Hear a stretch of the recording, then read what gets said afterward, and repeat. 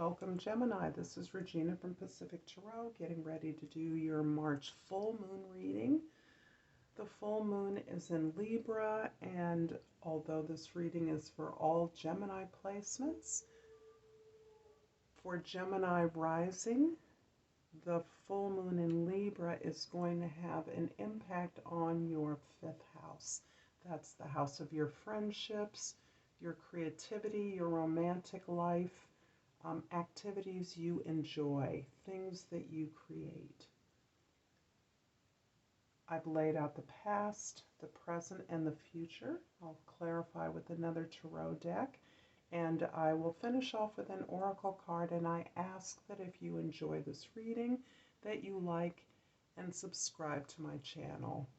They're both appreciated, and I particularly want to thank all of you that have donated to my channel in all the ways that you do. I thank you for the support. So Gemini, let's get started with an overall energy card, the Five of Swords. This card indicates that there is a lot of information that you are fielding right now. There are conflicts, discussions, perhaps arguments, debates that are fueled by a lack of perhaps sincerity, that are fueled by fear, competition, and there's a chaotic energy around you, Gemini. This is making it difficult for you to communicate clearly and be as responsive as you might ordinarily be, because there are so many unclear motives behind the people that are participating in the environment at this time, in these communications, in these discussions. There's a lack of trust and transparency in the communications of many that surround you at this time. So in your past, you have the Lady or the Queen of Staffs, the Devil card, and the Three of Swords.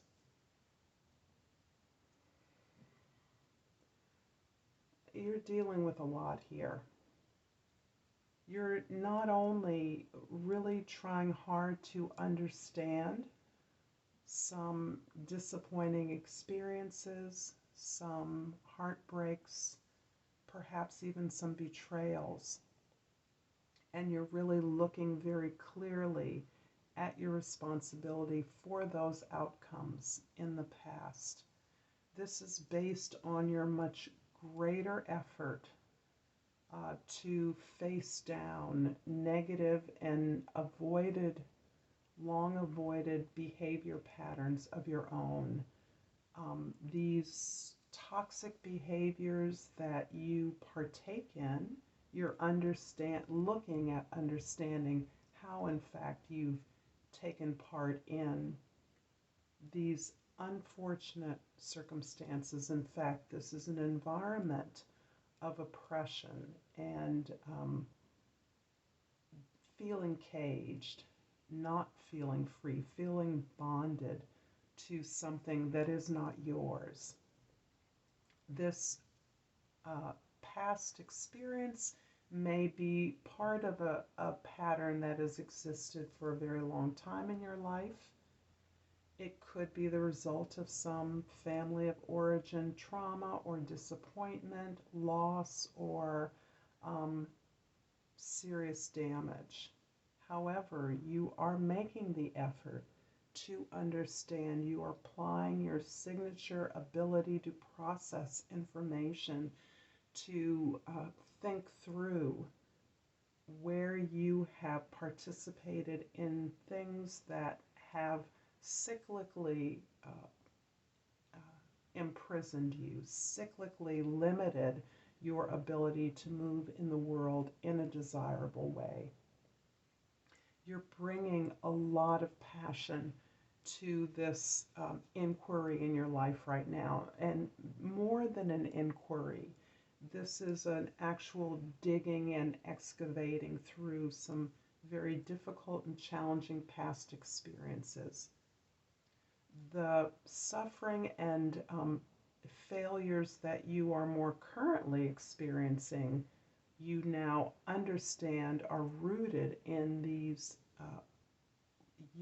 formative experiences, in an experience of trauma, of heartache, of loss, of destruction, of violence, quite possibly. So this could be as extreme as coming from a place where there was a war, having to leave your home or abandon your home, experiencing complete and catastrophic loss, or being a part of an oppressive community or under some very oppressive external conditions. So you're looking at a very difficult responsiveness that you have always internalized in response to a very harsh environment. In your present, you have the Six of Swords, the Five of Cups, and the Servant of Swords. So you are definitely on the path of recovery. You are also really owning this period of grieving. You're really allowing yourself to experience the feelings associated with this beyond your need to understand why you've lived through these failures, why these experiences that promised a potential that was never fulfilled. You're really looking at the feelings that have been engendered by those experiences. You're grieving the loss that you sustained. And as part of your recovery out of this difficult period, you are learning to channel this experience, this grieving, this really holding the sadness and the damage you've sustained, the disappointments that you've had to endure.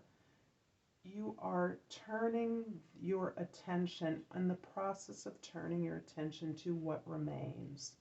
And what remains is your ability to stay connected with your authentic self.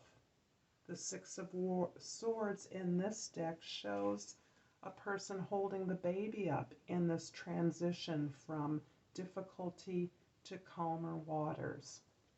And here you are likewise transitioning to a sense of gratitude for what remains and your ability to stay connected to the better version of yourself, a new version of yourself, a higher potential of what lies within you. This ability to connect to your higher self is the same ability that allows you to pursue a heart's desire, a cherished goal, and for your relationships to be built upon this equitable respect for who you truly are. So you are continue to stay in this place of really trying to detach yourself from your powerful emotions through your ability to express your experience, share what you're going through. And this is very fruitful for documenting, recording, or even journaling your experiences in order to produce something of creative merit. In the immediate future, we have the Fool, the World card, and the Warrior of Pentacles, or the Knight of Pentacles. So this has pretty much brought you to a standstill, to a position, I don't mean a standstill, I mean a position of stasis, where you are in a position to stand still and survey the world before you. You are in the process of moving away from this period, this excavation of behaviors and this sense of an oppressive environment, into the bravery and courage required to move into a totally new direction. This Fool card represents a liberation. And you are, through this ongoing process of exploring these feelings and at the same time witnessing your thoughts, detaching yourself from these feelings and witnessing the way you're thinking, your thoughts that have created this reality, so that you now understand this is a choice you have. The devil represents you now understand that you were choosing this, most probably unbeknownst to yourself, and you are now choosing to liberate yourself. This is no longer your only option. You are no longer required to comply with the instructions or demands or rules of others. And instead, you are surveying the tremendous accomplishment, the closing out of the cycle, the completion of a cycle, an achievement that you got through this, learning the lessons, still learning the lessons that there are to be had. You're now looking at the world, the many opportunities that have opened up to you with the lessons you've learned, free from the baggage of the past, now making room for something new, and you are surveying the opportunities before you. You are looking at the opportunities for growth, and you are creating a plan and a strategy that is thorough and deliberate. Now aware that you are consciously choosing a new, practical, and prosperous path forward. I'm going to clarify the Servant of Swords right here with the Ten of Wands and the Seven of Wands. Interesting. I see you doing two things at the same time right now. One is releasing your former sense of responsibility for everything. Your former sense that the fate of your family, your community, your work rested on your efforts alone, that you were responsible for managing all the parts of your environment and ensuring that your part, your work, the work of the community was always done. At the same time that you are releasing that, and this is way too much burden for any one person to carry. This is you taking it all on, managing far too many things beyond the call of your own needs. You are now carving out this new space, this new terrain that is your own, and you're standing up for yourself. You are not accepting this any longer. You've gained an understanding that you are now capable and free of expressing and indicating to all involved that this is your terrain. No one is going to bring you down with their excessive demands and requests of your time. I'm also going to clarify the World card here with the Two of Pentacles and the High Priestess. The twos are balances. The Two of Pentacles indicates that you are letting go of a former way of life, letting go of a way of doing things, a method, a practice. However, to do that, you are consulting your inner wisdom.